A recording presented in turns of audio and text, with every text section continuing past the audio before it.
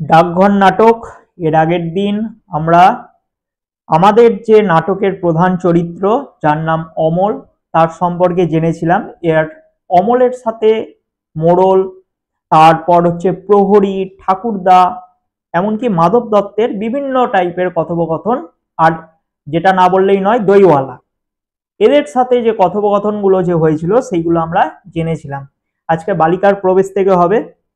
কি বলেছে? তাহলে মোড়লের সাথে কথোপকথনের পর মোড়ল কিন্তু প্রস্থান করে নাটক থেকে। তারপরে অমল বলছে, দেখ, কে তুমি? মল ঝমঝম করতে করতে চলেছো। মল শব্দের অর্থ হলো পায়ের নুপুর। নুপুরের মধ্যে যে বলগুলো থাকে সেগুলোকে বলা হয় থেকে মল। কে তুমি?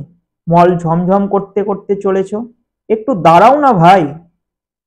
এই সময়ে বালিকার প্রবেশ ঘটে। বালিকা তখন উত্তর দিচ্ছে, আমার কি দাঁড়াবার জো আছে? বেলা বয়ে যায় যে। এখানে কি বোঝা যাচ্ছে এই লাইনটার মাধ্যমে? সবার কিন্তু সময়ের দাম রয়েছে, সবাই ব্যস্ত হয়ে উঠেছে কাজকর্ম করার জন্য, কেউ আর থেমে থাকতে চাচ্ছে না। কিন্তু অমল এখানে বিপরীত। অমল কি করছে? অমল হচ্ছে ঘরের মধ্যে বন্দি থেকে থেকে তার প্রাণটাও চঞ্চল হয়ে উঠেছে বাইরে বেরোনোর জন্য। তাই জানলার ধার দিয়ে যেই যাচ্ছে তাকেই কিন্তু দাঁড় করিয়ে দিয়ে তার সাথে কথোপকথন করার মাধ্যমে তার মধ্যে মিশে তার কাজটাকেই কি করছে, ভালোবাসা শেখাচ্ছে সেই মানুষটাকে। কারণ আমরা দেখেছি যে বিরক্তি প্রকাশ কিন্তু দইওয়ালা করেছে, বিরক্তি প্রকাশ কিন্তু প্রহরী করেছে তার কাজকর্মের দিক থেকে, কিন্তু একটা কাজকে কিভাবে ভালোবাসতে হয় সেটা কিন্তু অমল খুব সুন্দরভাবে কিন্তু বুঝিয়ে দিয়েছে। তাই তো, দেখা যাক এই বালিকা আসলে কে। বালিকা তখন উত্তর দিচ্ছে, তোমাকে দেখে আমার মনে হচ্ছে যেন সকাল বেলাকার তারা। খুব সুন্দর কথা বললো, সকাল বেলাকার তারা। সন্ধ্যার দিকে যখন চাঁদ উঠে তখন আকাশে কোনো তারা না থাকলেও একটা তারা দেখা যায়, সেটাকে বলা হয়ে থাকে সন্ধ্যা তারা বা শুক তারা। এই সন্ধ্যা তারা বা শুক তারা আবার ভোরের দিকেও কিন্তু দেখা যায়। ঠিক আছে, এবার যখন ভোরের দিকে আস্তে আস্তে সূর্য উঠে যায় সম্পূর্ণরূপে, চারিদিক আলোতে ভরে যায়, তখন কি হয়, সেই তারাটিকে কিন্তু আমরা আর দেখতে পাই না, তাই না? তাই এখানে কিন্তু বালিকা রূপক অর্থে যদি আমরা ভাবি এই লাইনটাকে, তাহলে বালিকা কি করছে? বালিকা সেই সকালবেলার তারা সম্বোধন করার সাথে সাথে তার অমলের মনের মধ্যে যে বিষণ্ণতা ছাপ, তার দেহের মধ্যে যে রোগের যে ছাপ, সেটা ফুটিয়ে তুলছে। বোঝা যাচ্ছে? অর্থাৎ তার চেহারার মধ্যে কোনো জৌলুস নেই। হুম, তোমার কি হয়েছে বলো তো? অমল উত্তর দিচ্ছে, জানি না কি হয়েছে, কবিরাজ আমাকে বেরোতে বারণ করেছে। বালিকা বলছে, আহা, তবে বেরিও না, কবিরাজের কথা মেনে চলতে হয়। দুরন্তপনা করতে নেই। দুরন্তপনা মানে দুষ্টুমি বোঝায়, দুষ্টুমি করতে নেই, তাহলে লোকে দুষ্টু বলবে। বাইরের দিকে তাকিয়ে তোমার মন ছটফট করছে, আমি বরঞ্চ কি করি, তোমার এই আধখানা দরজা বন্ধ করে দিই। মানে যতটুকু খোলা রয়েছে ততটুকুই বালিকা বন্ধ করে দিতে যাচ্ছে। অমল বলে উঠল তখন, না না, বন্ধ করো না, এখানে আমার আর সব বন্ধ। অর্থাৎ চারিদিক, গোটা ঘরের চারিদিক কিন্তু বন্ধ, সে চার দেওয়ালে আবদ্ধ, কেবল এইটুকু খোলা। তুমি কে বলো না, আমি তো তোমাকে চিনি নে। বালিকা তখন নিজের পরিচয় এবার দিচ্ছে, আমি সুধা। অমল বলছে, সুধা? জানো না আমি এখানকার মালিনীর মেয়ে। মালিনী বলতে বোঝায় যে বাগান পরিচর্যা করে, ফুল টুল তোলে। তুমি কি করো? সাজি ভরে ফুল তুলে নিয়ে এসে মালা গাঁথি। এখন ফুল তুলতে চলেছি। ফুল তুলতে চলেছ, তাই তোমার পা দুটি অমন খুশি হয়ে উঠেছে, যতই চলেছ মল বাজছে ঝম ঝম ঝম। অর্থাৎ ঝুমুর ঝুমুর করে সেই মেয়েটি হেঁটে হেঁটে বাগানের দিকে যাচ্ছে। আমি যদি তোমার সঙ্গে যেতে পারতুম, তাহলে উঁচু গাছের উঁচু ডালে যেখানে দেখা যায় না সেইখান থেকে তোমাকে ফুল পেড়ে দিতুম। অর্থাৎ অমল এক্ষেত্রে সুধার সাথে বাগানে গিয়ে ফুল তোলার কাজে সাহায্য করতে যাচ্ছে, প্রকৃতির সাথে মিশে যেতে যাচ্ছে বারবার। সুধা তখন উত্তর দিচ্ছে, তাই বই কি, মানে তাই নাকি? ফুলের খবর আমার চেয়ে তুমি নাকি বেশি জানো? অমল উত্তর দিচ্ছে, জানি, আমি খুব জানি। আমি সাত ভাই চম্পার খবর জানি। সাত ভাই চম্পা একটি বিখ্যাত গল্প রয়েছে ঠাকুমার ঝুলির, সাত ভাই চম্পা এবং তার বোন পারুল, তাই তো? আচ্ছা, আমরা জানি গল্পটা, তোরাও জানিস, অনেকেই গল্পটা জানে। এই গল্পটা আর ঠিক 5 থেকে 10 বছর পর যখন এই নাটকটা বা এইরকম টাইপের কিছু নিয়ে বাচ্চারা হোক বা স্টুডেন্টরা হোক পড়াশোনা করবে, তখন ওরা জানতেই পারবে না যে আসলে এই সাত ভাই চম্পা আসলে কি। হয়তো ওই 2-3 লাইন টিচারের মুখ থেকে একটু শুনলো বা হয়তো বইয়ের লেখা পড়লো, অতটুকুর মধ্যেই সীমাবদ্ধ থাকবে। কিন্তু এত সুন্দর যে একটা গল্প যে রয়েছে, সেটাতে এখন মডার্ন জামানাতে উড়েই গেছে ব্যাপারটা। আমার মনে হয় আমাকে যদি সবাই ছেড়ে দেয়, তাহলে আমি চলে যেতে পারি খুব ঘন বনের মধ্যে, যেখানে রাস্তা খুঁজে পাওয়া যায় না, সরু ডালের সব আগায় যেখানে মনুয়া পাখি বসে বসে দোলা খায়, সেইখানে আমি চাপা হয়ে ফুটতে পারি। তুমি আমার পারুল দিদি হবে? অমল বলছে। সুধা তখন উত্তর দিচ্ছে, কি বুদ্ধি তোমার, পারুল দিদি আমি কি করে হব? আমি যে সুধা, আমি শশী মালিনীর মেয়ে। তার মানে এখানে সুধার মায়ের নাম পাচ্ছি শশী, শশী মালিনীর মেয়ে। এগুলো কিন্তু লেখার সময় কাজে লাগবে, হ্যাঁ, একটু দাগ দিয়ে রাখবি। মনুয়া পাখি, সুধা, শশী মালিনী।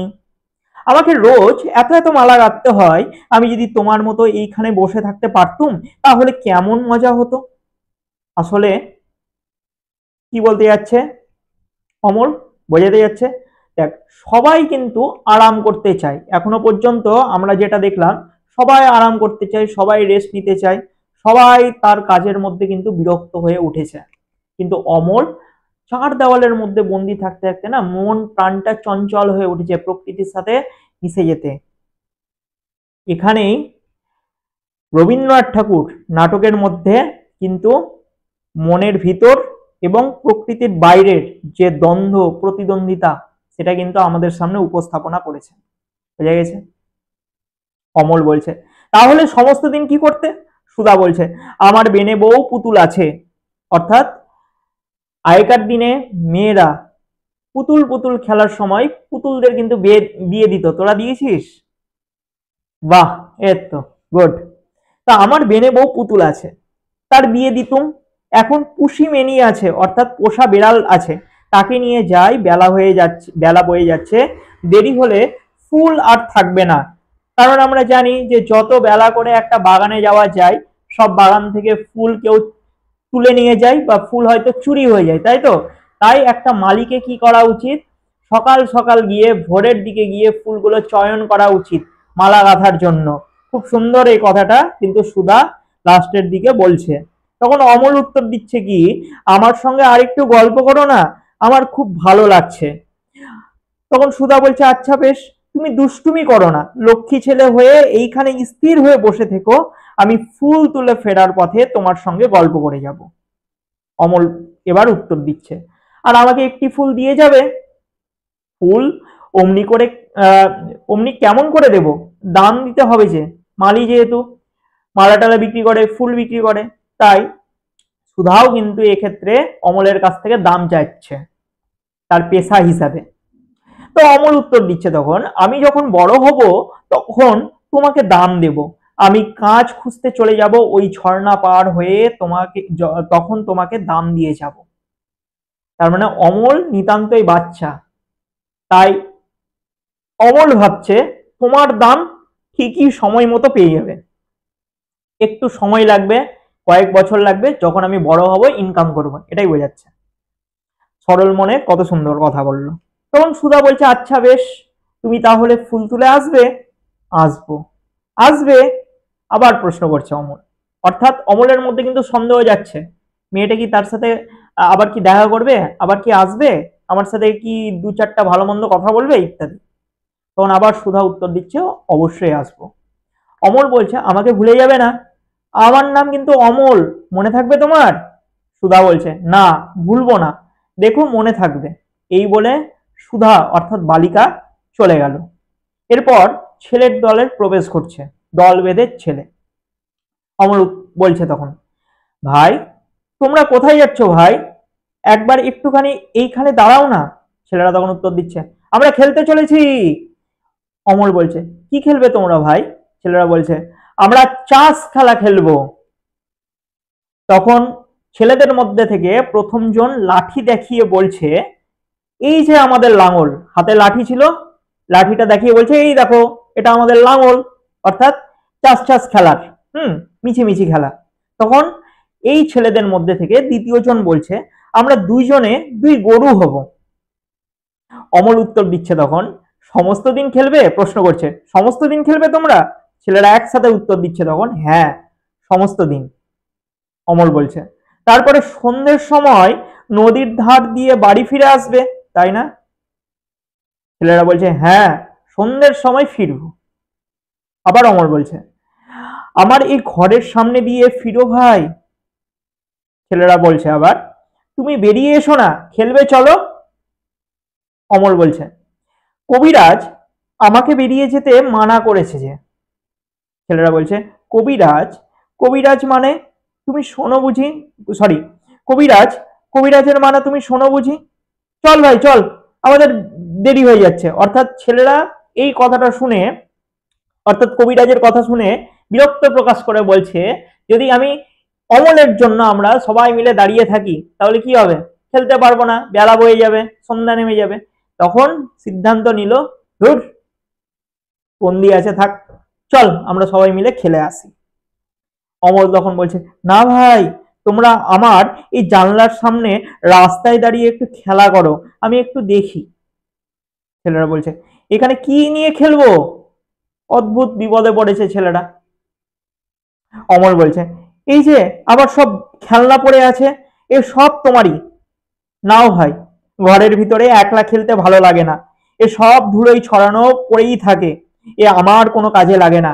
তার মানে ঘরের মধ্যে থাকতে থাকতে অমল কিন্তু বিরক্ত হয়ে উঠেছে।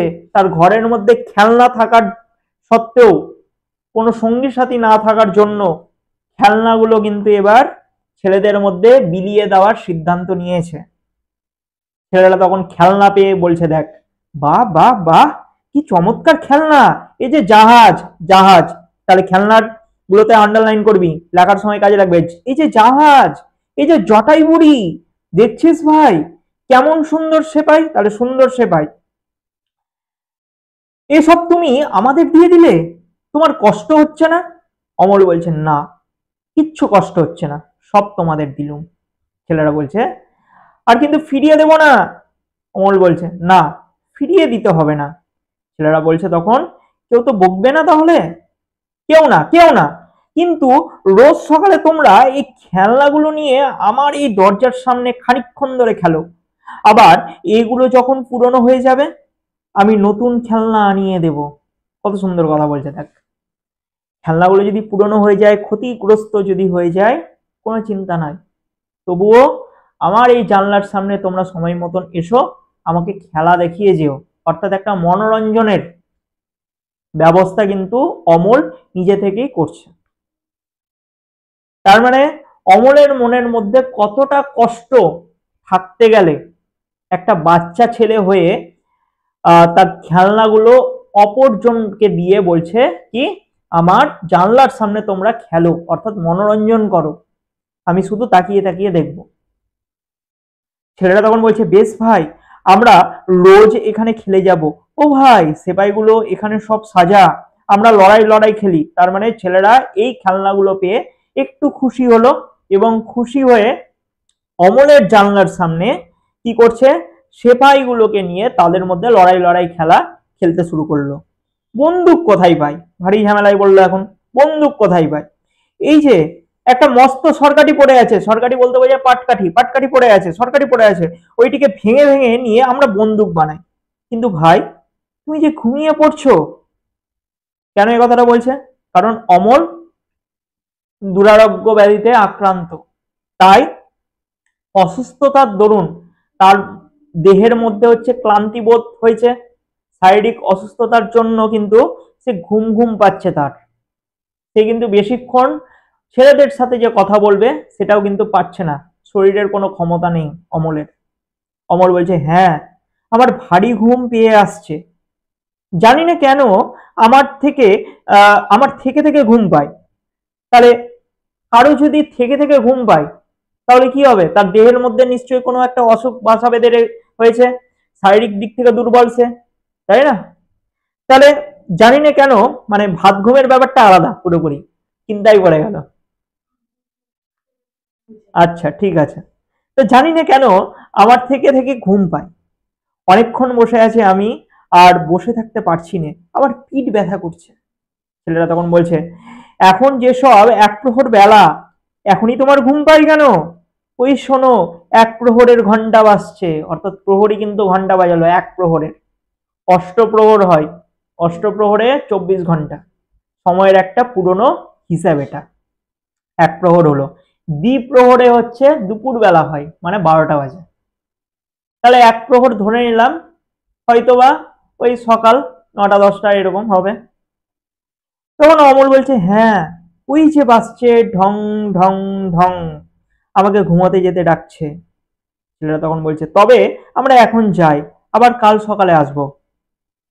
অমর বলছে, এবার যাওয়ার আগে তোমাদের একটা কথা আমি জিজ্ঞাসা করি ভাই, তোমরা তো বাইরে থাকো, তোমরা ওই রাজার ডাকঘরের ডাক হর ডাক হরকরাদের চেনো? আবার সেই ডাক হরকরা কথা কিন্তু আসছে। ছেলেরা বলছে, হ্যাঁ চিনি বই কি, খুব চিনি। কে তারা, নাম কি? ছেলেরা তখন উত্তর দিচ্ছে, একজন আছে, আন্ডারলাইন করবি এবার, ডাক হরকরাদের হচ্ছে নাম আমরা পাচ্ছি। একজন আছে বাদল হরকরা, একজন আছে শরৎ, আরো কত আছে। এবার আমরা যদি রূপক অর্থে দেখি এই লাইনটাকে, তাহলে কি বোঝাচ্ছে? সব কিন্তু প্রকৃতিকে নির্দেশ করছে। ঈশ্বরের ইচ্ছা অনুসারে প্রকৃতি যখন তার রূপ পরিবর্তন করে, তখন কোনো এক সময় আসে বর্ষা, তারপর আসে শরৎ, শীত, এরকম, তাই তো? অর্থাৎ বিভিন্ন সময় বিভিন্ন ঋতুর এখানে কিন্তু লেখক তুলে ধরেছেন আমাদের সামনে। তাহলে হরকরা, বাদল হরকরা বলতে কিন্তু সেই বর্ষাকালকে বোঝাচ্ছে, তারপর শরৎ বলতে বোঝায় সেই শরৎকালকেই কিন্তু বোঝাচ্ছে।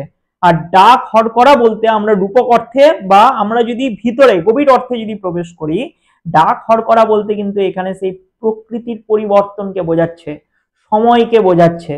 ডাক হরকরা কি করে, পিয়নরা কি করে, বাড়ি বাড়ি চিঠিপত্র, সবাইকে বার্তা, এগুলো সবার মধ্যে বিলিয়ে দেয়। তাই প্রকৃতিও কি করে, নিজেদের মধ্যে পরিবর্তন ঘটিয়ে প্রকৃতির মধ্যে এবং মানুষের মনের মধ্যে বা জীবজন্তুদের দেহের মধ্যে একটা সজীবতা সঞ্চার করে, প্রকৃতি যেন আরো সজীব হয়ে ওঠে, তাই না? একটা নতুন বার্তা নিয়ে আসে। যেমন গ্রীষ্মের গরমে যখন মানুষজন অতিষ্ঠ হয়ে ওঠে, তখন তারা কি চায়? বর্ষা চায়। তখন কিন্তু অনেকে কি করে, পুজো পাঠ শুরু করে, বিভিন্ন জায়গাতে যাগযজ্ঞ হয়, আবার এমনকি খবরেও দেখা যায় যে ব্যাঙের বিয়ে, খবর টবরে, হ্যাঁ ওদের বিশ্বাস নাকি সোনা ব্যাঙের বিয়ে দিতে গেলে বর্ষার আগমন ঘটবে। তো এরকম টাইপের বিভিন্ন প্রত্যেক বছর শোনা যায় বিভিন্ন জায়গাতে। তারপরে কি হয়, কিছুদিন পর আবহাওয়া দপ্তর থেকে আমাদেরকে খবর দেয় যে বর্ষার আগমন কিছুদিনের মধ্যেই ঘটবে। তবে সেই বিয়ের সাথে কিন্তু বর্ষার আগমনের কোনো সম্পর্ক নেই। ওকে, তাহলে কি হবে, কি হলো, বর্ষার যখন হলো বা হালকা যখন বৃষ্টি হলো, তখন কি আমাদের মনের মধ্যে শান্তি হয়, গোটা প্রাণী জগৎ, গোটা উদ্ভিদ জগৎ সজীবতায় ভরে ওঠে, তাই তো?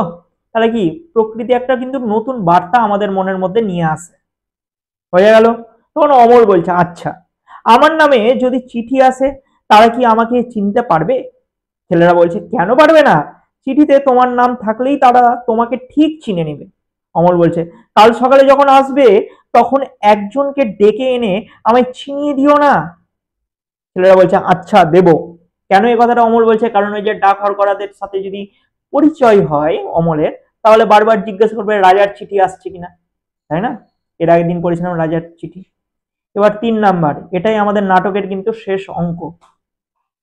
তাহলে এখান থেকে আজকে যতটুকু পড়লাম, এর মধ্যে থেকে হচ্ছে কি কি প্রশ্ন আসতে পারে বলে দিচ্ছি। সুধার সাথে অমলের কথোপকথন, অমলের সাথে ছেলের দলের কথোপকথন, এই কথোপকথন টাইপের কোশ্চিন কিন্তু একটা আসার সম্ভাবনা অত্যন্ত বেশি। বুঝা গেছে? এছাড়াও সুধার চরিত্র আর অমলের চরিত্র তো পড়তেই হবে। তারপর অমল শয্যাগত, তাহলে এখানে কি হলো, শেষ অঙ্কে এসে আমরা কি দেখতে পেলাম, অমল শয্যাগত। তার মানে অমলের যে ভয়াবহ যে রোগ, কি রোগ হয়েছিল, বাত, তারপর পিত্ত, তাই না, বায়ু, এই রোগগুলো কিন্তু হয়েছিল। এবার দুরারোগ্য ব্যাধিতে আক্রান্ত হওয়ার দরুন অমল এখন কিন্তু শয্যাগত, বিছানায় শুয়ে পড়েছে, সে কিন্তু আর উঠতে পারছে না। এই অবস্থায় অমল তখন বলছে, পিসেমশাই আজ আমার পিসেমশাই আজ আর আমার সেই জানলার কাছে যেতে পারবো না, প্রশ্ন করছে। কবিরাজ বারণ করেছে? মাধব দত্ত তার পিসেমশাই উত্তর দিচ্ছে, হ্যাঁ বাবা, সেখানে রোজ রোজ বসে থেকেই তো তোমার ব্যামো অর্থাৎ অসুখ বেড়ে গেছে। অমল বলছে, না পিসেমশাই না, আমার ব্যামোর কথা আমি কিছুই জানি নে, কিন্তু সেখানে থাকলে আমি খুব ভালো থাকি। কারণ সে জানে যে অমল জানলার সামনে যদি বসে যদি থাকে, বিভিন্ন মানুষজনদের দেখতে পায়, কথা টথা বলে, তাই তার মন কিন্তু ভালো লাগে। ঘরের মধ্যে থেকে কিন্তু অমলের একদম চার দেওয়ালে বন্দি থেকে কাউকে দেখতে না পাওয়ার জন্য সে আরো নিজেকে অসুস্থ বোধ মনে করে। মাধব দত্ত বলছে, সেখানে বসে বসে তুমি এই শহরের যত রাজ্যের ছেলে বুড়ো সকলের সঙ্গে ভাব করে নিয়েছো। আমার দরজার কাছে রোজ যেন একটা মস্ত মেলা বসে যায়, আন্ডারলাইন করবি, আমার দরজার কাছে রোজ যেন একটা মস্ত মেলা বসে যায়। কথাটি কে বলেছে, কেমন মেলা, তাৎপর্য ব্যাখ্যা করো, প্রশ্ন আসতে পারে।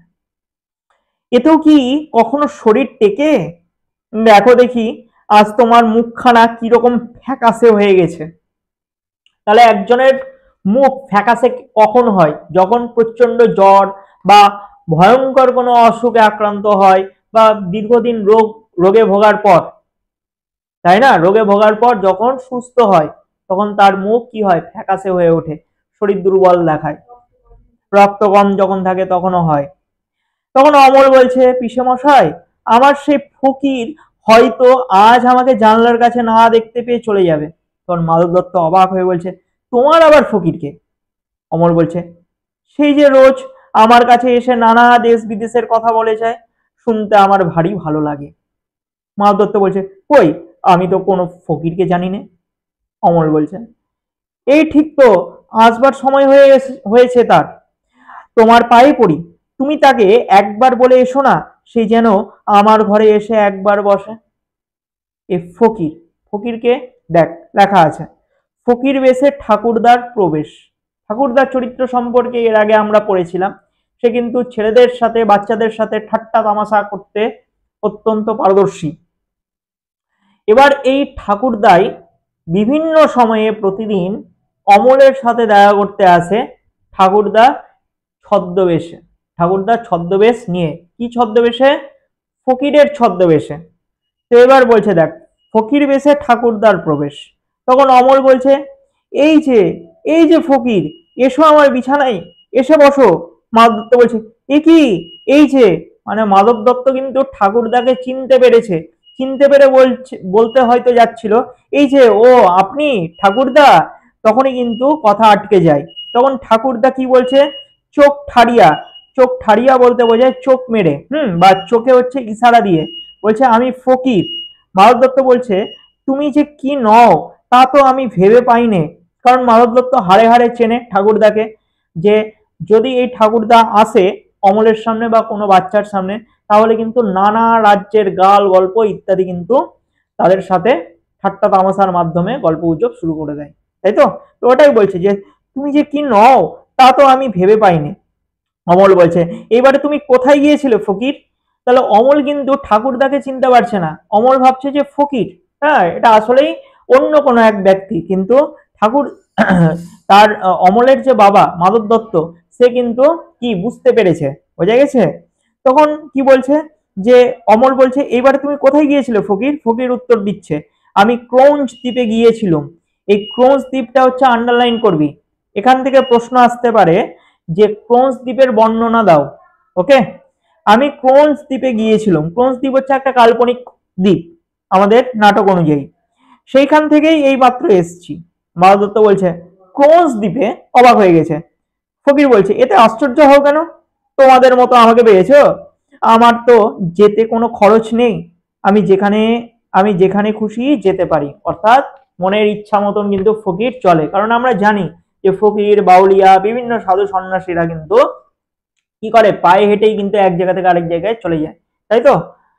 তো অমল হাততালি দিয়ে বলছে তোমার তো বেশ ভারী মজা, আমি যখন ভালো হব তখন তুমি আমাকে চেলা করে নেবে বলো, মনে আছে ফকির? চেলা বলতে বোঝায় শিষ্য। ঠাকুরদা বলছে তখন খুব মনে আছে, বেড়াবার এমন সব মন্ত্র শিখিয়ে দেব যে সমুদ্রে পাহাড়ে অরণ্যে কোথাও কিছুতে বাধা দিতে পারবে না। গুপিগাইন বাঘাবাইন সত্যজিৎ রায়ের এক খুব সুন্দর অসাধারণ একটা সিনেমা রয়েছে, দেখেছিস? দেখেছিস, বেশ। তো গল্পও রয়েছে।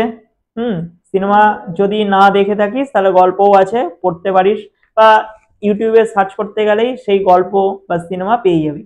সেখানে একটা জিনিস রয়েছে, এই গুপি বাঘার একটা ভুতুড়ে জুতো, জাদুর জুতো, দুজন মিলে হাততালি দিবে, যেখানে খুশি সেখানে হচ্ছে উপস্থিত হয়ে যাবে চোখের নিমেষে। তো এরকম হচ্ছে একটা কিছু মন্ত্র ঠাকুরদা শিখিয়ে দিতে যাচ্ছে। তাহলে অমল বড় হয়ে হচ্ছে যেখানে খুশি সেখানে আনমনে চলে যেতে পারবে এই ফকিরের হাত ধরে। তখন মাধব দত্ত বলছে এসব কি পাগলের মতো কথা হচ্ছে তোমাদের? ঠাকুরদা বলছে বাবা অমল, পাহাড় পর্বত সমুদ্রকে ভয় করি নে, কিন্তু তোমার এই পিসেটি, মানে পিসে মশাই, কার কথা বলছে এখানে? মাধব দত্তের কথা। পিসেটির সঙ্গে যদি আবার কবিরাজ এসে জোটেন তাহলে আমার মন্ত্রকে হার মানাতে হবে। কেন এই কথাটা বলছে? কারণ ফকির বেশি ঠাকুরদা চাচ্ছে কি অমলের সাথে ঠাট্টা তামাশা গাল গল্প করতে, কিন্তু তাদের গল্পের মাঝখানে কাবাব মে হাড্ডি অর্থাৎ বাধা হয়ে দাঁড়াচ্ছে এই মাধব দত্ত। এবার মনে মনে ঠাকুরদা ভাবছে এই মাধব দত্ত যদি আমাদের সামনে থেকে চলে যায় তাহলে বেশ ভালো হয়, গল্পটা বেশ ভালো জমবে। ওকে, তখন অমল বলছে না না পিসে মশাই, তুমি কবিরাজকে কিছু বলো না, এখন আমি এইখানেই শুয়ে থাকবো, কিচ্ছু করবো না, কিন্তু যেদিন আমি ভালো হব সেই দিনই আমি ফকিরের মন্ত্র নিয়ে চলে যাব, নদী পাহাড় সমুদ্রে আমাকে আর ধরে রাখতে পারবে না। মা বলছে ছি বাবা, কেবলই অমন যাই যাই করতে নেই। এখানে যাই যাই বলতে কি বোঝাচ্ছে? রূপক অর্থে বা গভীর অর্থে যদি দেখি, মৃত্যু, ঠিক আছে, মৃত্যু। তা বলছে যে ছি বাবা, কেবলই অমন যাই যাই করতে নেই। এই দেখবি আমাদের মধ্যেও কিন্তু একটা প্রচলিত মানে একটা নিয়ম রয়েছে, যখন আমরা কারো কাছ থেকে বিদায় নিই আমরা কি বলি? আসি, আবার দেখা হবে। কিন্তু যখন কেউ বলে, বিশেষ করে দেখবি এটা বড়দেরকে বলে দেখবি, ওমা যাই, ওমা যাচ্ছি, বা হয়তো মামার বাড়ি দাদুর বাড়ি বা বিভিন্ন জায়গাতে হয়তো ঘুরতে টুরতে গেলি আত্মীয়ের বাড়িতে, হ্যাঁ, বিশাল পথ হয়তো অতিক্রম করতে হবে, ঠিক আছে, তো এবার হয়তো বললি যে মামা যাই, মামা চললাম, যাই বা চললাম কেন, বল আসি, ঠিক আছে, কি বিদায়? আচ্ছা, তাহলে একবারে শ্বশুর বাড়িতে চলে যাবি, বাপের বাড়ি বিদায় নিয়ে বিদায়। আচ্ছা ঠিক আছে, ঠিক আছে, ঠিক আছে। এবার দেখ বলছে কি বাবা, কেবলই অমন যাই যাই করতে নেই, শুনলে আমার মন কেমন খারাপ হয়ে যায়। অমর বলছে কোন দ্বীপ, কিরকম দ্বীপ, আমাকে বলো না ফকির। ঠাকুরদা তখন বলছে সে ভারী আশ্চর্য জায়গা, সে পাখিদের দেশ, সেখানে মানুষ নেই, তারা কথা কয় না, চলে না, তারা গান গায় আর ওড়ে। অমর বলছে বাহ কি চমৎকার, সমুদ্রের ধারে? ঠাকুরদা বলছে সমুদ্রের ধারে বই কি, সব নীল রঙের পাহাড় আছে। ঠাকুরদা বলছে নীল পাহাড়েই তো তাদের বাসা, সন্ধ্যের সময় সেই পাহাড়ের উপর সূর্যাস্তের আলো এসে পড়ে আর ঝাঁকে ঝাঁকে সবুজ রঙের পাখি তাদের বাসায় ফিরে আসতে থাকে, সেই আকাশের রঙে, পাখির রঙে, পাহাড়ের রঙে সে এক কাণ্ড হয়ে ওঠে। অমল তখন বলছে পাহাড়ে ঝর্ণা আছে? ঠাকুরদা বলছে বিলক্ষণ, মানে অবশ্যই, ঝর্ণা না থাকলে কি চলে? একেবারে হিরে গলিয়ে ঢেলে দিচ্ছে, মানে ঝর্ণার জল এত মানে ঝকঝকে, এত নির্মল, এত পরিষ্কার, যেন দূর থেকে মনে হচ্ছে সূর্যের কিরণ লেগে হীরা থেকে যেরকম দ্যুতি বেরায় সেই রকম হচ্ছে ঝলমল করছে, টলটল করছে সেই ঝর্ণার জল পরিষ্কার। আর তার কি নৃত্য, নুড়িগুলোকে ঠুং ঠাং করে বাজাতে বাজাতে কেবলই কল কল ঝরঝর করতে করতে ঝর্ণাটি সমুদ্রের মধ্যে গিয়ে ঝাঁপ দিয়ে পড়ছে। কত সুন্দর প্রাকৃতিক সৌন্দর্য দেখ, সমুদ্র নিচে, সুউচ্চ পাহাড়, সেই পাহাড় থেকে ঝর্ণা নামছে, সেখানে কোনো মানুষজন নেই, আর পাখিরা মনের সুখে গান গাইছে। কারণ আমরা জানি যে কোনো প্রাকৃতিক পরিবেশে মানুষের যখনই আগমন ঘটে প্রকৃতি কিন্তু ধ্বংস হয়ে যায়। তারপর বলছে কোনো কবিরাজের বাবার সাধ্য নেই তাকে একদণ্ড কোথাও আটকে রাখে। তার মানে কি বোঝাচ্ছে? সবার মৃত্যু অবশ্যম্ভাবী, ঠিক আছে? কোনো কবিরাজ, কোনো রাজবৈদ্যের, কোনো ডাক্তারের ক্ষমতা নেই একটা মানুষকে সুস্থ করে, মানে একটা অসুস্থ মানুষকে বারবার সুস্থ করতে করতে তার জীবনটাকে বাঁচিয়ে রাখবে, ঠিক আছে, জমদুয়ার থেকে ফিরিয়ে আনবে। তা পাখিগুলো আমাকে নিতান্তই তুচ্ছ একটা মানুষ বলে যদি এক ঘরে করে না রাখতো, তাহলে ওই ঝর্ণার ধারে তাদের হাজার হাজার বাসার এক পাশে বাসা বেঁধে সমুদ্রের ঢেউ দেখে দেখে সমস্ত দিনটা কাটিয়ে দিতুম। তার মানে পাখিরা কিন্তু এই ফকিরকে বাধা দিয়েছে, তোমরা আমার সামনে আসতে পারবে না। এই গল্পের ছলে এই কথাগুলোই কিন্তু অমলকে বলছে। তখন অমল উত্তর দিচ্ছে কি, ইস আমি যদি পাখি হতুম তাহলে, ঠাকুরদা বলছে তাহলে একটা ভারী মুশকিল হতো। শুনলুম তুমি নাকি দইওয়ালাকে বলে রেখেছো বড় হলে তুমি দই বিক্রি করবে। পাখিদের মধ্যে তোমাদের দইয়ের ব্যবসাটা তেমন বেশ জমতো না, মানে তুমি আবার বাবু দইওয়ালাও হবে এক সময়, আবার তুমি বলছো পাখি হবে, এটা আবার কেমন? তুমি পাখি হয়ে কি দইয়ের ব্যবসা করতে পারবে? এটাই বলছে। বোধ হয় ওতে তোমার কিছু লোকসানি হতো, মানে বিক্রি বাট্টা হতো না, তাই না? ব্যবসাটা ভালো মতন জমতো না, তাই একটা কি হবে তুমি চিন্তা করো, এটাই বোঝাচ্ছে ঠাকুরদা। তখন মাধব দত্ত বলছে আর তো আমার চললো না, মানে এখানে আর থাকা যাবে না, কি ভ্যাডের গল্প শুরু করেছে, আমাকে শুদ্ধ তোমরা খ্যাপিয়ে দেবে দেখছি, আমি চললু। অমল বলছে পিসেমশাই আমার দইওয়ালা এসে চলে গেছে। মাধব দত্ত বলছে গেছে বই কি, তোমার ওই শখের ফকিরের তল্পি বয়ে ক্রোঞ্চ দ্বীপের পাখির বাসায় উড়ে বেড়ালে তার তো পেট চলে না, সে তোমার জন্য এক ভাঁড় দই রেখে গেছে, বলে গেছে আমাদের গ্রামে তার বঞ্ঝির বিয়ে, বঞ্ঝি বলতে বোঝায় বোনের মেয়ে, বোনের বিয়ে, মেয়ের বিয়ে, মানে দইওয়ালার বোনের মেয়ের বিয়ে, তাই সে কলমি পাড়া বাসির ফরমাস দিতে যাচ্ছে, তাই বড় ব্যস্ত আছে। কলমি পাড়ায় বাসির ফরমাস, মানে আগেকার দিনে কি হতো বিয়ে বাড়িতে না সানাই টানাই বাজতো, বাসি বা সঙ্গীত এগুলো হতো, এখন ব্যান্ড, এখন হচ্ছে বক্স, ডিজে, গ্রামের দিকে তো ডিজে বাজে আবার, ভয়াবহ অবস্থা। যাই হোক, তখন অমল বলছে দেখ কত সুন্দর বলছে, আচ্ছা সে যে বলেছিল আমার সঙ্গে তার ছোট বোন ঝিটির বিয়ে দেবে,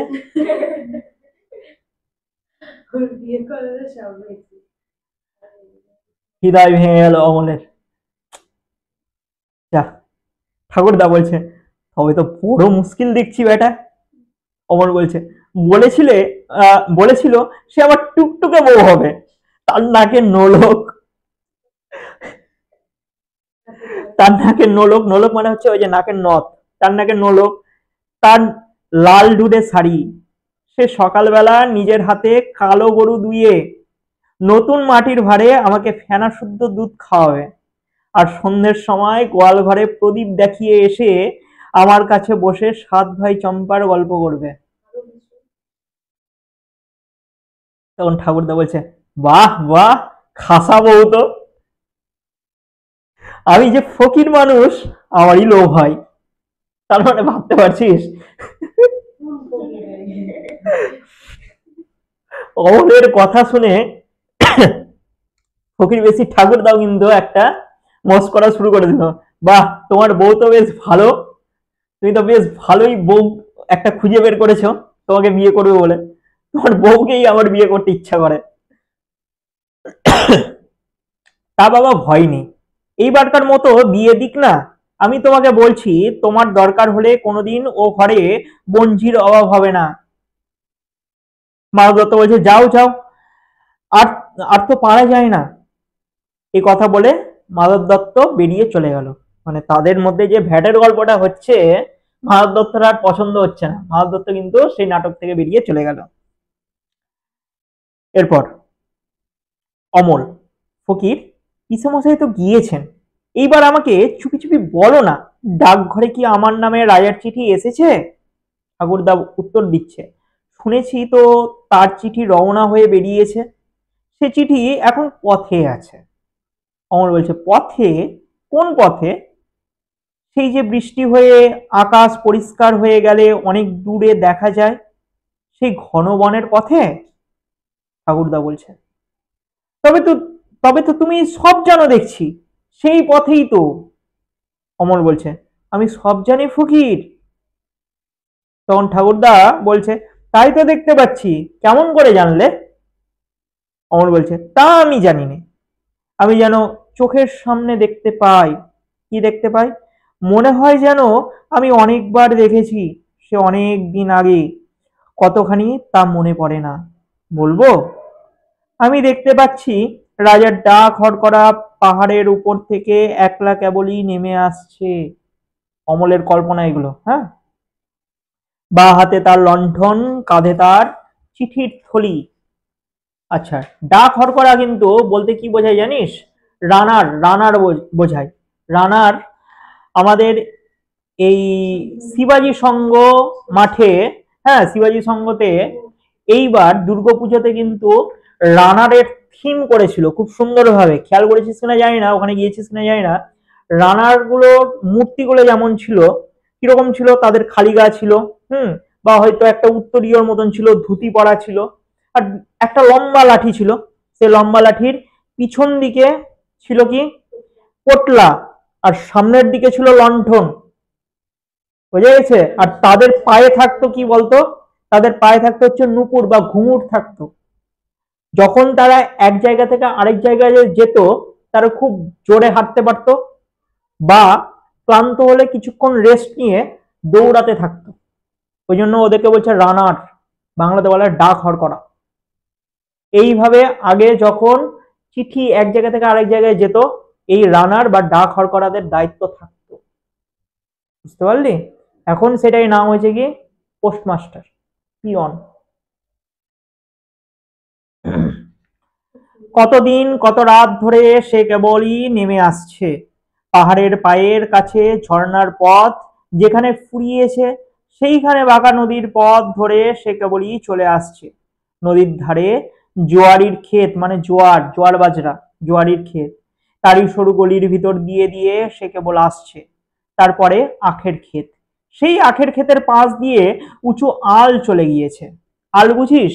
আল হচ্ছে জমি, বিশাল বড় জমি রয়েছে, সেই জমির মাঝখানে একটা পথ থাকে, সেই পথ দিয়ে হয়তো কৃষকেরা বা কোনো কেউ হেঁটে যায়, হেঁটে গিয়ে ধর সার ছড়ায়, বা হয়তো চারা গাছ রোপণ করে, বা হয়তো জল টলের ব্যবস্থা করে, বা জল আটকে রাখে, হ্যাঁ, উঁচু করে মাটি টাটি দিয়ে, ওইগুলোকে বলা থাকে আল।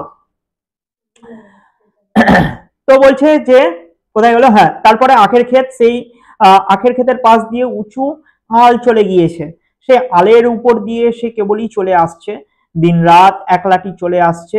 ক্ষেতের মধ্যে ঝিঝি পোকা ডাকছে, নদীর ধারে একটিও মানুষ নেই, কেবল কাদা খোঁচা লেজ দুলিয়ে দুলিয়ে বেড়াচ্ছে। কাদা খোঁচা এক বিশেষ ধরনের প্রাণী, বা কেঁচো বোঝায়, হ্যাঁ, কেঁচো কেন্ন এগুলোকে বলা থাকে কাদা খোঁচা। তো এইগুলো কি হচ্ছে, লেজ দুলিয়ে দুলিয়ে বেড়াচ্ছে। আমি সমস্ত দেখতে পাচ্ছি, যতই সে আসছে দেখছি, আমার বুকের ভিতরে ভারী খুশি হয়ে হয়ে উঠছে। তখন ঠাকুরদা এই কথা শুনে বলছে, অমন নবীন চোখ তো আমার নেই, তবু তোমার দেখার সঙ্গে সঙ্গে আমিও দেখতে পাচ্ছি। অর্থাৎ তালে তাল মিলাচ্ছে ঠাকুরদা। অমর বলছে, আচ্ছা ফকির, যার ডাকঘর তুমি, সেই রাজাকে চেনো?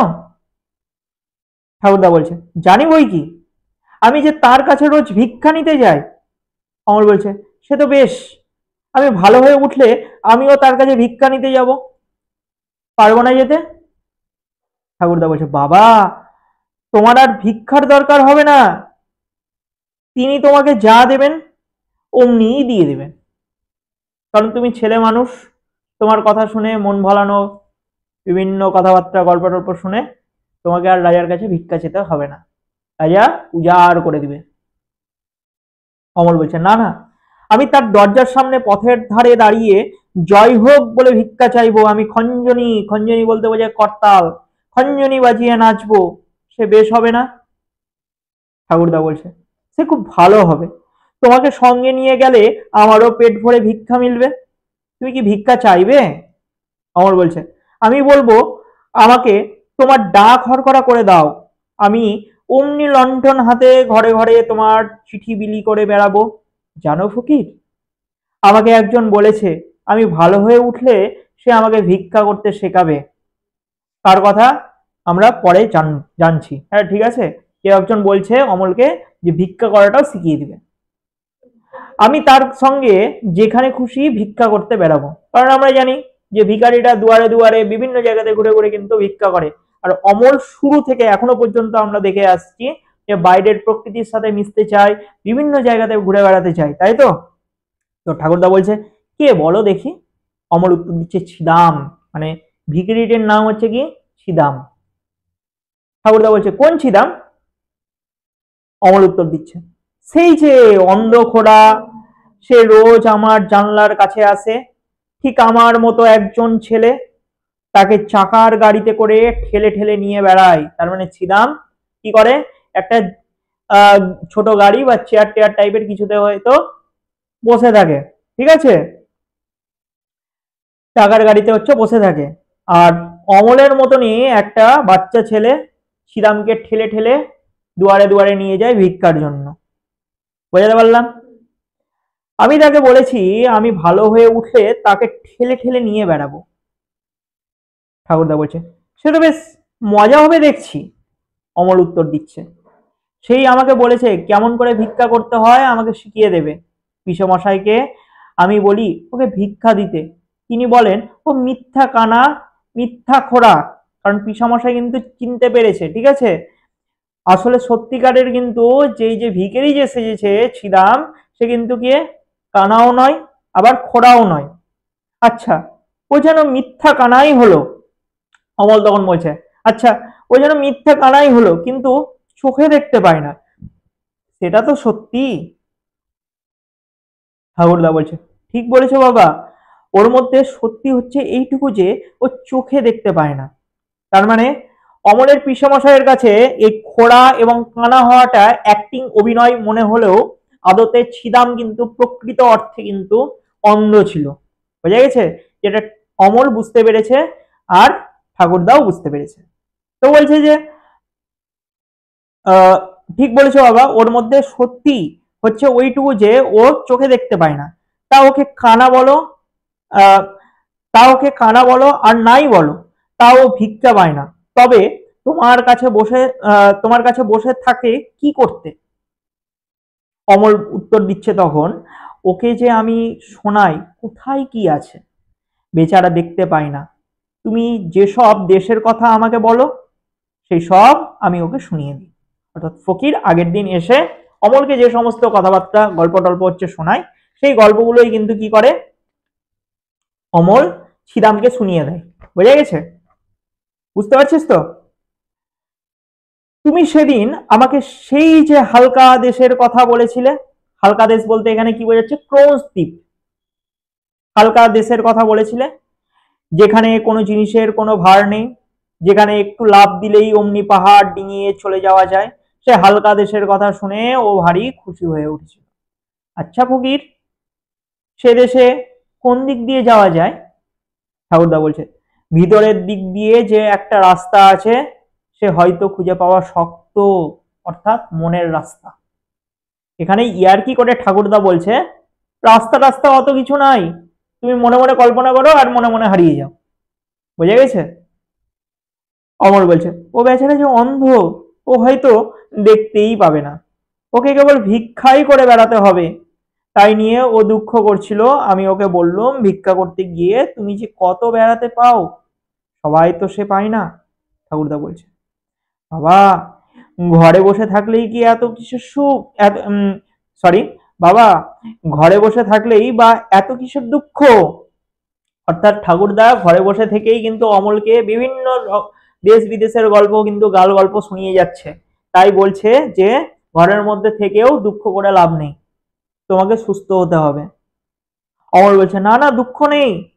প্রথমে যখন আমাকে ঘরের মধ্যে বসিয়ে রেখে দিয়েছিল, আমার মনে হয়েছিল যেন দিন ফুরিয়ে যাচ্ছে না। দেখবি ছুটি টুটি যখন পড়ে কিনা, বিশেষ করে ছোটবেলায় এটা ফিল হয়তো করে থাকতে পারিস, হয়তো গ্রীষ্মের ছুটি বা শীতের ছুটি টুটি পড়েছে, ঘরের মধ্যে বসে আছিস, সময় কিন্তু কাটে না। টুকটাক কিছু করতে ইচ্ছা হলো, হ্যাঁ ঘুমিয়ে টুমিয়ে ওই টিভি টিভি দেখে সময় আর কাটতে চায় না। কিন্তু কাজের মধ্যে ব্যস্ত থাকতে গেলে কোথায় কোন দিক দিয়ে সময় যে চলে যায় যেন মনে হচ্ছে একটা গোটা বছর এই শুরু হলো এই শেষ। ঠিক আছে, এটা নভেম্বর মাস 2025 অলরেডি শেষ, মাত্র একটা মাস। এই তো কিছুদিন আগেই জানুয়ারি পড়লো, তাই না? তোরা দিলি সেকেন্ড সেমিস্টার, তারপর তো থার্ড সেমিস্টারের পড়া আরম্ভ হলো, এই তো সবে তো দেখলি, চিন্তা করলে এই হয়। আচ্ছা ঠিক আছে, চল এবার তারপর কি বলছে। বলছে যে আমার মনে হয়েছিল যেন দিন ফুরিয়ে যাচ্ছে না। আমাদের রাজার ডাকঘর দেখে অবধি এখন আমার রোজই ভালো লাগে, কারণ অমলের জানলা দিয়ে রাজার ডাকঘরটা কিন্তু দেখা যায়। এই ঘরের মধ্যে বসে বসেই ভালো লাগে। একদিন আমার চিঠি এসে পৌঁছাবে, সে কথা মনে করলেই আমি খুব খুশি হয়ে চুপ করে বসে থাকতে পারি। কিন্তু রাজার চিঠিতে কি যে লেখা থাকবে তা তো আমি জানি না। ঠাকুরদা বলছে, তা নাই জানলে তোমার নামটি তো লেখা থাকবে, তাহলেই হলো। তখন মাধব দত্ত প্রবেশ করলো। মাধব দত্ত টিফিন টিফিন করে প্রবেশ করেছে। তখন মাধব দত্ত বলছে, তোমরা দুজনে মিলে কি যে ফ্যাসাদ বাঁধিয়ে বসে আছো বলো দেখি। ঠাকুরদা বলছে, কেন কি হয়েছে? মাধব দত্ত বলছে, শুনছি তোমরা নাকি রটিয়েছো, রাজা তোমাদের চিঠি লিখবেন বলে ডাকঘর বসিয়েছেন। ঠাকুরদা বলছে, তাতে কি হয়েছে? মাধব দত্ত বলছে, আমাদের পঞ্চানন মোড়ল, কে বলতো? গ্রামের সর্দার, সেই দাপুটে লোকটা, আমাদের পঞ্চানন মোড়ল সেই কথাটি রাজার কাছে গিয়ে বেনামেই চিঠি লিখে দিয়েছে। ঠাকুরদা বলছে, সকল কথাই রাজার কানে ওঠে, সে কি আমরা জানি নে? মাধব দত্ত বলছে, তবে সামলে চলো না কেন? রাজা বাদশার নাম করে অমন যা তা কথা মুখে আনো কেন? তোমরা যে আমাকে শুদ্ধ মুশকিলে ফেলবে। এখানে মাধব দত্ত কিন্তু ভয় পেয়ে গেছে, যদি উল্টাপাল্টা কথা এই গ্রামের মোড়ল চিঠির মাধ্যমে লিখে তাদেরকে ফাঁসিয়ে দেয়, মাধব দত্তকে যদি ফাঁসিয়ে দেয় তা তো মুশকিল, তাই না? অমল বলছে, ফকির রাজা কি রাগ করবে? ঠাকুরদা বলছে, অমনি বললেই হলো, রাগ করবে? কেমন রাগ করে দেখি না। আমার মতো ফকির আর তোমার মতো ছেলের উপর রাগ করে সে কেমন রাজাগিরি ফলায় তা দেখা যাবে। তার মানে ঠাকুরদা স্পষ্ট বোঝাতে যাচ্ছে যে রাজা কিন্তু রাগ টাগ করবে না। অমল বলছে, দেখো ফকির, আজ সকালবেলা থেকেই আমার চোখের উপর থেকে থেকে অন্ধকার হয়ে আসছে, মনে হচ্ছে সব যেন স্বপ্ন। তার মানে বুঝলি, অমল কিন্তু আরো অসুস্থ হয়ে পড়ছে যত সময় এগাচ্ছে। অমলের চিঠি আসছে ধীরে ধীরে, রাস্তায় আছে চিঠি, কিসের? মৃত্যু, সময় হয়ে আসছে, জীবনদীপ নিভে যাবে। একবারে চুপ করে থাকতে ইচ্ছা করছে, কথা কইতে আর ইচ্ছা করছে না। রাজার চিঠি কি আসবে না? এখানে রাজার চিঠি কিন্তু মৃত্যু, বুঝতে হবে। এখনই এই ঘর যদি সব মিলিয়ে যায়, যদি অর্থাৎ সব যদি শেষ হয়ে যায়। ঠাকুরদা বলছে, ঠাকুরদা তখন অমলকে বাতাস করতে করতে বলছে, আসবে, চিঠি আজই আসবে। ঠাকুরদা কিন্তু বুঝতে পেরেছে যে এই ব্যাটার শরীর কিন্তু যথেষ্ট অসুস্থ, সে কিন্তু এখন আছে তখন নেই। এই বলে কবিরাজের আগমন ঘটে। কবিরাজ বলছে, আজ কেমন ঠেকছে? অমল বলে উঠল। কবিরাজ মশাই, আজ খুব ভালো বোধ হচ্ছে, মনে হচ্ছে যেন সব বেদনা চলে গেছে। খেয়াল করে দেখবি বিভিন্ন মানুষজনের মুখ থেকে এই গল্পটা শুনে থাকতে পারিস, যখন কোনো একটা অসুস্থ মানুষের মৃত্যু ঘটে কিনা, তখন তার আগে সে সুস্থ হয়ে ওঠে হঠাৎ করে। ঠিক আছে, খাওয়া দাওয়া ধর কেউ দীর্ঘদিন ধরে করছে না, অসুস্থ হয়ে পড়ে আছে, আগের দিন বা হয়তো দুদিন আগে সবার সাথে হচ্ছে একদম খোলামেলা কথা কথা বলে, যেটা হচ্ছে ভালো খাওয়া দাওয়াও করে, হ্যাঁ, খোলামেলা কথা বলে, যেই কথাগুলো কিন্তু এর আগে কাউকে কিন্তু কারোর সাথে শেয়ার করেনি, ওরা বুঝতে পারে। ঠিক আছে, এই মুহূর্তটা না মানে যাদের জীবনে আসে, মানে যাদের মুখ থেকে শোনা হয়, মানে গায়ে একদম কাটা দিয়ে ওঠে, যে এখন কাটা দিয়ে উঠছে একদম, মানে এরকম হয়।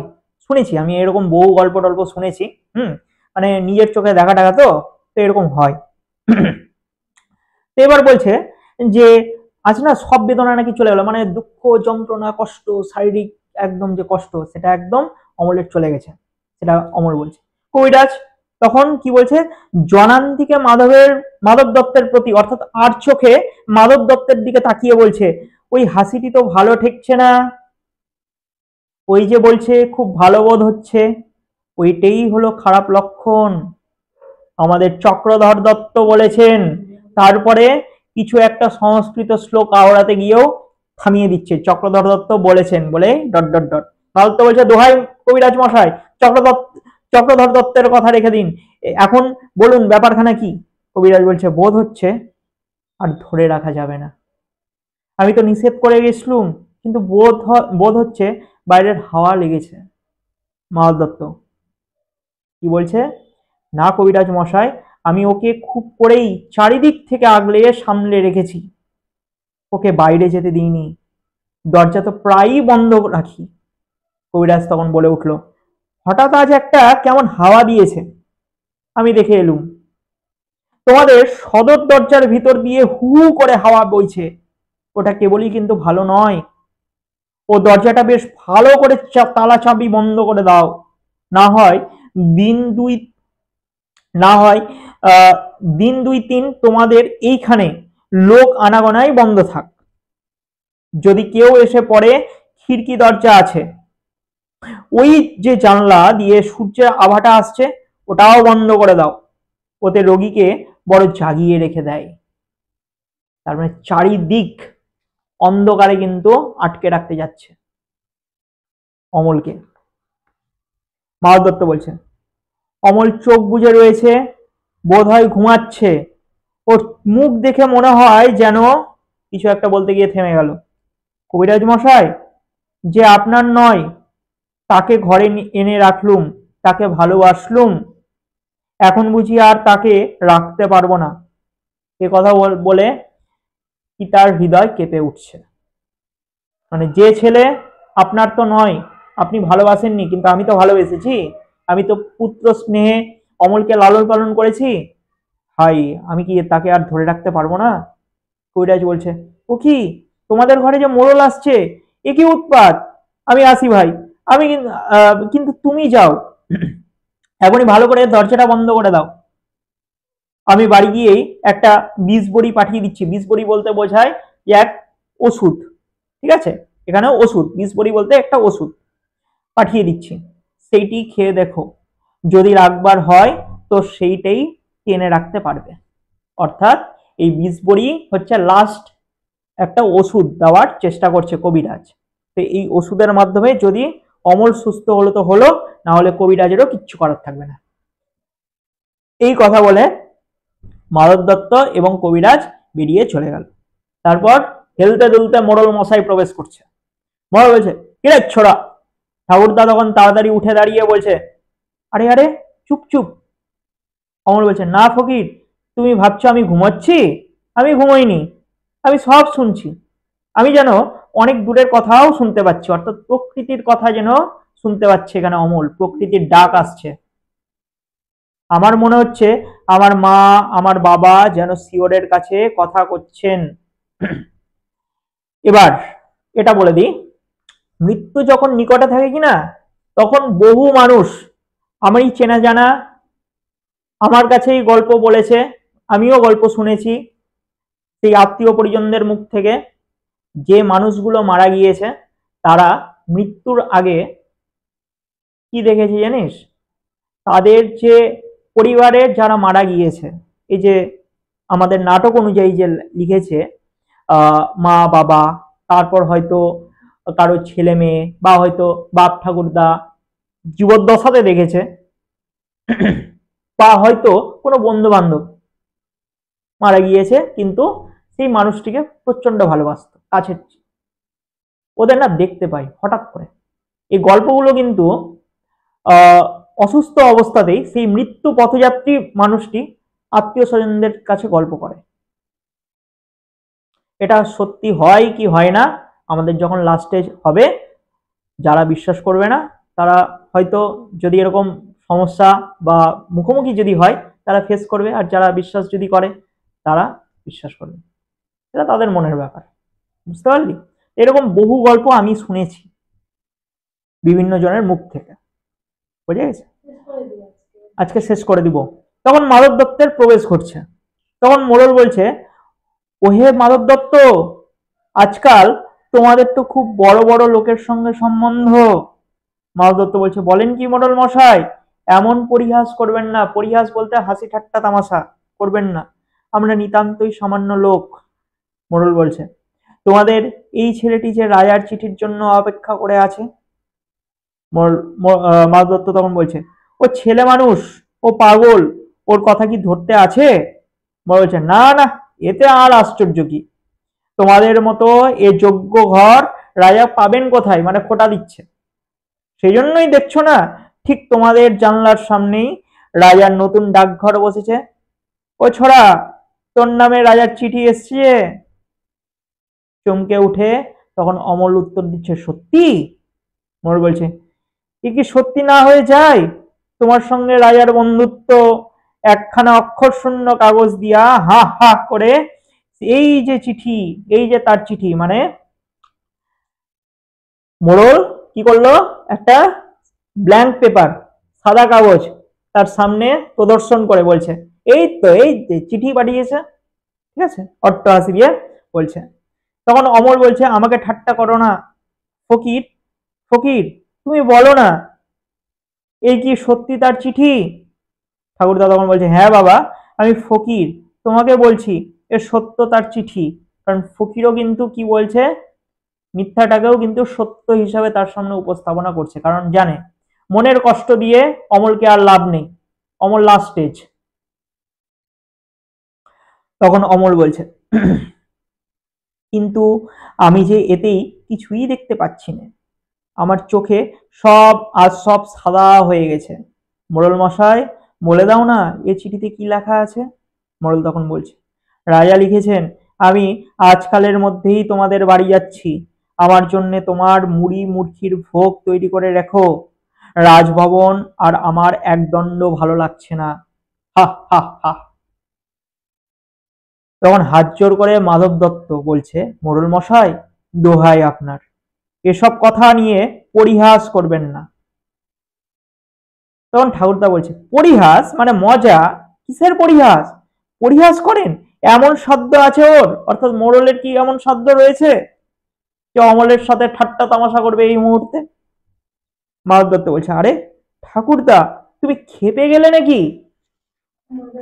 ঠাকুরদা তখন বলছে যে, হ্যাঁ আমি খেপেছি, তাই আজ এই সাদা কাগজের অক্ষর দেখতে যাচ্ছি। রাজা লিখেছেন তিনি স্বয়ং অমলকে দেখতে আসছেন, তিনি তার রাজকবিরাজকেও সঙ্গে করে আনছেন। তখন অমল বলছে, ফকির, ওই যে ফকির, তার বাজনা বাজছে, শুনতে পাচ্ছ না? তখন মোড়ল বলছে, হা হা হা, উনি আরো একটু না খেপলে তো শুনতেই পাবেন না। তখন অমল উত্তর দিচ্ছে, মোড়ল মশাই, আমি মনে করতুম তুমি আমার উপর রাগ করেছো, তুমি আমাকে ভালোবাসো না, তুমি যে সত্যি রাজার চিঠি আনবে এ আমি মনে করিনি। দাও আমাকে তোমার পায়ের ধুলো দাও। মোড়ল বলছে, না, এ ছেলেটার ভক্তি শ্রদ্ধা আছে, বুদ্ধি নেই বটে কিন্তু মনটা ভালো। এখানেই কিন্তু কি হচ্ছে, মোড়লের কিন্তু চরিত্রের অদল বদল ঘটছে। যেই মোড়ল কি এক সময়ে ছিল, আমরা শুরুর দিকে পেয়েছিলাম গুরু গম্ভীর মানুষ, দাপুটে মানুষ, সবাইকে মেজাজ দেখিয়ে বেড়াতো, কিন্তু আজ এই মোড়ল কি করছে? নম্র সুরে কথা বলছে অমলের হয়ে। তাহলে অমল ক্যারেক্টারটাই, অমল চরিত্রটাই এরকম, সবাইকে মানুষকে পাল্টে দিচ্ছে, তাই না? অদ্ভুত চরিত্র। তখন অমল বলছে, এতক্ষণে 4 প্রহর হয়ে গেছে বোধ হয়, ওই যে ঢং ঢং ঢং ঢং ঢং ঢং, সন্ধ্যা তারা কি উঠেছে ফকির? অর্থাৎ সন্ধ্যা কি নেমেছে? কেন আমি দেখতে পাচ্ছি না?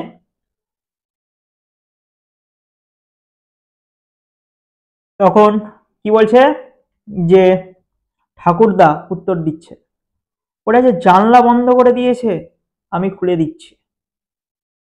বাইরের দ্বারে আঘাত, হঠাৎ করে তখন বাইরের দ্বারে আঘাত, মানে বাইরের সদর দরজাতে আঘাত পড়েছে।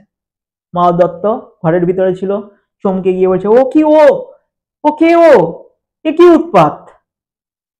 বাইর হইতে খোলদার, উত্তর আসছে, হ্যাঁ উত্তর আসছে কি বাইরে থেকে, খোলদার। মা দত্ত বলছে, কে তোমরা? তখন বাইরে থেকে উত্তর আসছে, খোলদার। আবার বলছে মা দত্ত, তখন কি বলছে, মোড়ল মশাই এ তো ডাকাত নয়। মোড়ল বলছে, কে রে? আমি পঞ্চানন মোড়ল, তোদের মনে ভয় নেই নাকি? দেখো একবার। শব্দ থেমেছে। যখন মোড়ল তার আবার দাপুটে মেজাজে চলে গেল, নিজের নামটা প্রকাশ করলো, তখন কি হলো, হঠাৎ করে কিন্তু সেই আওয়াজটা থেমে গেল। পঞ্চাননের আওয়াজ পেলে আর রক্ষে নেই। পঞ্চানন তখন হচ্ছে গর্বের সুরে বলছে, পঞ্চাননের আওয়াজ পেলে আর রক্ষে নেই, যত বড়ই ডাকাত হোক না কেন। তখন জানলা দিয়ে মুখ বাড়িয়ে মাধব দত্ত বলছে, দ্বার যে ভেঙে ফেলেছে, মানে সদর দরজা যে ভেঙে ফেলেছে, তাই আর শব্দ নেই। আপনার নামের চোটে? ধুর মশাই, আপনি কি মানুষ, ও তো দরজাই ভেঙে ফেলেছে। সেই সময়ে রাজদূতের প্রবেশ ঘটে, ঠিক আছে? সেই সময়ে কার প্রবেশ ঘটলো? রাজদূত। তখন রাজদূত বলছে, মহারাজ আজ রাত্রে আসবেন। মোহর বলছে, কি সর্বনাশ! অমর বলছে, কত রাত্রে দূত? কত রাত্রে মানে কত রাত্রে আসবে? দূত তখন উত্তর দিচ্ছে, আজ 2 প্রহর রাত্রে। তার মানে কি 2 প্রহর রাত্রে। অমল সেই মুহূর্তে মারা যাবে।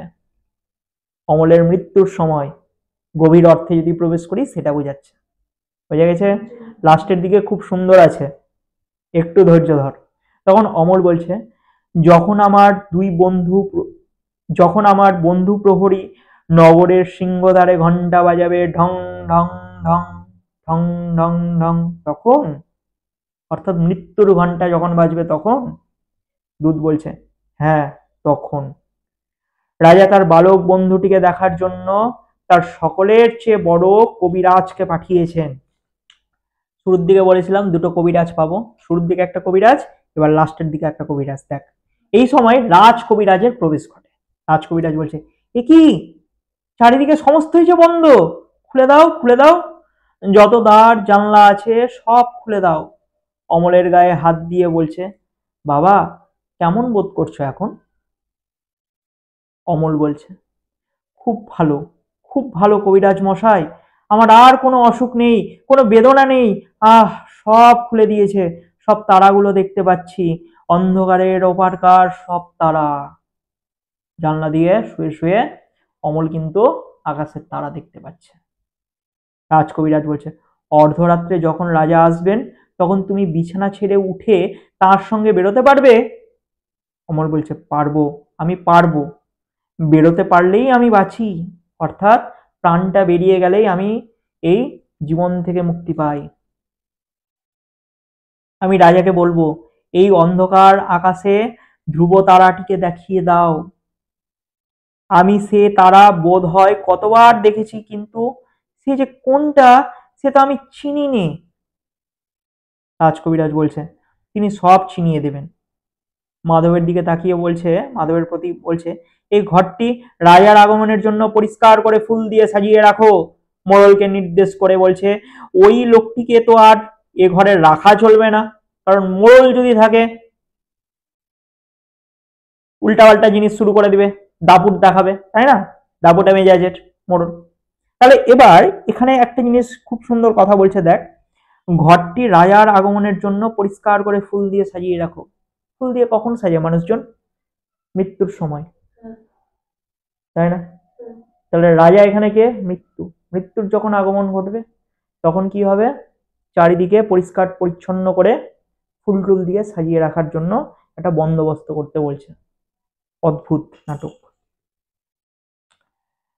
অমর বলছে, না না কবিরাজ মশাই, উনি আমার বন্ধু, তোমরা যখন আসনি উনি আমাকে রাজার চিঠি এনে দিয়েছিলেন। রাজকবিরাজ তখন বলছে, আচ্ছা বাবা, উনি যখন তোমার বন্ধু তখন উনি এ ঘরে রইলেন, মানে মোড়লও থাকবেন এখন, মোড়লকে আর বাইরে যেতে হবে না। তখন অমলের কানে কানে মাধব দত্ত বলছে, বাবা, রাজা তোমাকে ভালোবাসেন, তিনি স্বয়ং আজ আসছেন, তার কাছে আজ কিছু প্রার্থনা করো। আমাদের অবস্থা তো ভালো নয়, জানো তো সব। এখানে কিন্তু সেই বিষয়ে মাধব দত্ত আবার টাকা পয়সার চিন্তা ভাবনা শুরু করে দিয়েছে। তখন অমল বলছে, সে আমি সব ঠিক করে রেখেছি পিসে মশাই, সে তোমার কোনো ভাবনা নেই। মাধব দত্ত বলছে, কি ঠিক করেছো বাবা? আমি দেশে দেশে ঘরে ঘরে তার চিঠি বিলি করব। তাহলে এই কথার মাধ্যমে অমল বোঝাতে যাচ্ছে তার অবাধ বিচরণ হবে প্রকৃতির মধ্যে, বাইরে বেরোতে পারবে, তাই তো? মাধব দত্ত তখন ললাটে করাঘাত করে, মানে কপাল চাপড়িয়ে, তখন মাধব দত্ত বলছে, হাই আমার কপাল। অমর বলছে, পিসমশাই, রাজা আসবেন, তার জন্য কি ভোগ তৈরি রাখবে? তখন দূত বলে উঠল, তিনি বলে দিয়েছেন তোমাদের এখানে তার মুড়ি মুড়কির ভোগ হবে। মুড়ি মুড়কি কখন আসছে? যখন একটা মানুষ মারা যায় তখন কি হয়? মুড়ি মুড়কি ছেটায় না? এই মুড়ি মুড়কি, দেখছিস কত সুন্দর। তখন অমর বলছে, মুড়ি মুড়কি? মোড়ল মশাই, তুমি তো আগেই বলে দিয়েছিলে রাজার সব খবরই তুমি জানো, আমরা তো কিছুই জানতাম না। মোড়ল বলছে, আমার বাড়িতে যদি লোক পাঠিয়ে দাও তাহলে রাজার জন্য ভালো ভালো কিছু একটা বলতে গিয়ে থেমে গেল হঠাৎ করে।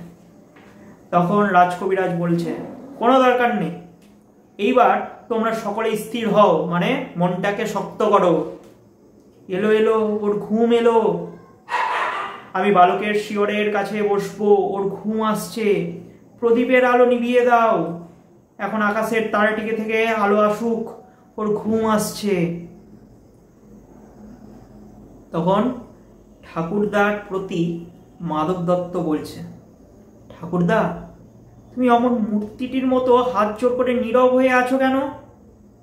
আমার কেমন ভয় হচ্ছে। এ যা দেখছি এ সব কি ভালো লক্ষণ? পিতা তো, এরা আমার ঘর অন্ধকার করে দিচ্ছে কেন? তারার আলোতে আমার কি হবে? ঠাকুরদা তখন বলছে, চুপ করো অবিশ্বাসী, কথা কয়ো না। কেন কথা বলছে? কারণ শুরুর দিকে আমরা দেখলাম যে এই মাধব দত্ত অমলকে দিয়ে বলার চেষ্টা করছিল, আমাদের পরিস্থিতি এখন খারাপ, তোমার রোগ সারাতে গিয়ে আমার প্রচুর খরচ হয়ে গিয়েছে, আমি বিষয়ী মানুষ, আমি হিসাবী মানুষ, তাই অর্থের প্রয়োজন এখন, এটাই বলছে। চুপ। এই সময় সুধার প্রবেশ। সুধা বলে উঠল, অমল। রাজকবিরাজ বলছে, ও ঘুমিয়ে পড়েছে, অর্থাৎ মারা গিয়েছে। সুধা তখন বলছে, আমি যে ওর জন্য ফুল এনেছি, ওর হাতে কি দিতে পারবো না? রাজকবিরাজ বলছে, আচ্ছা দাও তোমার ফুল। সুধা বলছে, ও কখন জাগবে? রাজকবিরাজ বলছে, এক্ষুনি, যখন রাজা এসে ওকে ডাকবে। সুধা বলে উঠল, তখন তোমরা ওকে একটি কথা কানে কানে বলে দেবে। রাজকবিরাজ বলছে, কি বলবো? সুধা বলছে, বলো যে সুধা তোমাকে ভোলেনি। এইভাবে কি হলো? আমাদের নাটকটা কিন্তু খুব সুন্দরভাবে শেষ হলো। এখানে অমল হচ্ছে কি? জীবাত্মা, আর রাজা হচ্ছে কি? পরমাত্মা। এইভাবেই নাটকের শেষে আত্মার সাথে পরমাত্মার মিলন ঘটল। এইভাবেই রূপক অর্থে কবিগুরু রবীন্দ্রনাথ ঠাকুর তার ডাকঘর নাটকটির মাধ্যমে মৃত্যু কিভাবে জীবনে নেমে আসে সেটা খুব সুন্দরভাবে তুলে ধরেছেন। আমরা শুরুর দিকে এই নাটকটি যখন পড়ছিলাম তখন আমরা জেনেছি কত সুন্দরভাবে প্রফুল্ল মেজাজে একটা নিতান্ত ছোট্ট বালক অমল জানলা দিয়ে দিয়ে প্রকৃতিকে দেখছে, একে ওকে ডাকছে, তার সাথে মিলিয়ে যাওয়ার চেষ্টা করছে। কিন্তু লাস্টের দিকে এসে কোথাও যেন একটা মনকে আমাদের শক্ত করতে হয়েছে। খুব সুন্দর, এখানেই শেষ হলো। বোঝা গেল?